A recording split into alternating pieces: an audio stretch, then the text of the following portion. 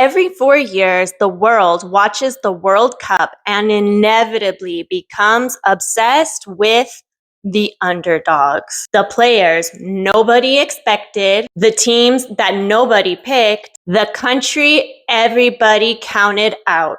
The stories that completely ruin everyone's predictions. And you know something?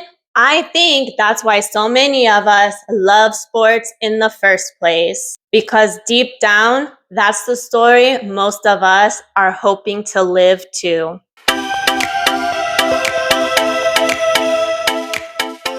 Now, before you hand me a yellow card in the comments for simulating a real fan, let me just say this. No, I am not a hardcore fan. MMA is my sport.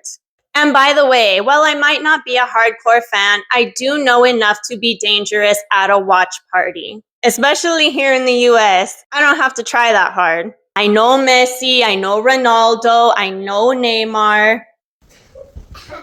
And I know that every 4 years, the world becomes obsessed with countries that they have never even visited before, or in some cases, couldn't even point to on a map. Even if I'm not a true fan, I do watch the World Cup because it's never just about soccer. Insert incoming football comments. The World Cup is about stories, and every tournament seems to prove the same thing over and over again. The people and nations that we ultimately end up rooting for are not always the same people who have everything going for them. I've noticed that underdogs almost always get described in the same way. Too young, too inexperienced, Too old. wrong timing, not enough resources, too many obstacles, not ready. What's funny to me is that those are also the same exact reasons why a lot of us talk ourselves out of doing things. That could be anything from starting a business to changing careers, posting the first video, going back to school, moving somewhere new, or just starting over after everything has fallen apart. We look at our circumstances and we see disqualifications. Then we turn on the TV and we cheer for the people who started with those exact same disadvantages. Look at some of the stories that people have been talking about. Japan held the Netherlands to a draw. Cape Verde held Spain scoreless. Norway is back in the World Cup after 3 decades away. 3 completely different stories, but people are all reacting to them for the same reason. Nobody expected them. Nobody right now is looking at Cape Verde and saying, well, they should have came back when they had more resources. Nobody is looking at Norway right now and saying, you know what, 30 years is too long. Your chance has already passed. The problem is, we saved that logic for ourselves. We decide we're too late. We're too inexperienced. We're too far behind. Too unknown. Yet, when we see someone else overcome those same disadvantages, we call it inspiring. Which makes me think that the obstacle isn't always the circumstance. Sometimes it's the story we wrote ourselves, we put the pen down, and then we closed the book for good. We treat expectations like they're facts. We all have opinions about how we think things will turn out and why. Predictions are just guesses, and the World Cup reminds us of that every 4 years.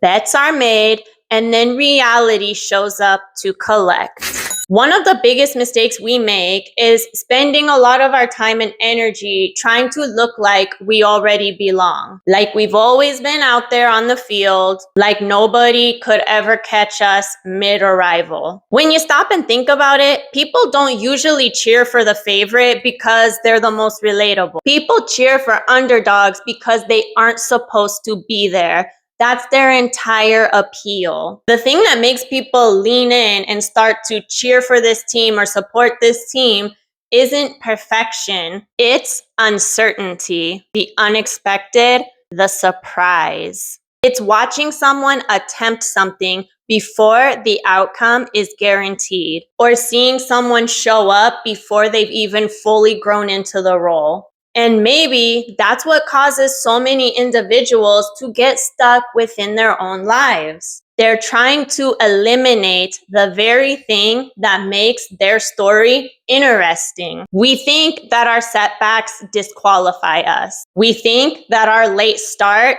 disqualifies us. We maybe even think that our lack of experience disqualifies us. Meanwhile, those are often the exact same details that people applaud the most. Let me take you back 4 years ago to the World Cup 2022. Everyone was unexpectedly drawn to Morocco. They became the first African country to make it to a World Cup semifinal. People call it a miracle, but it wasn't. It was preparation meeting an opportunity that most people never expected them to get.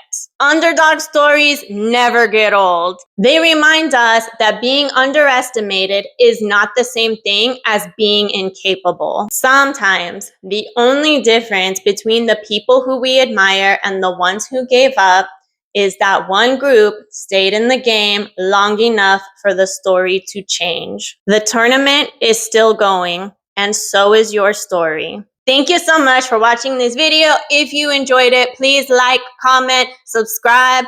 Tell me who you're going for this World Cup season, and I will see you again in the next video.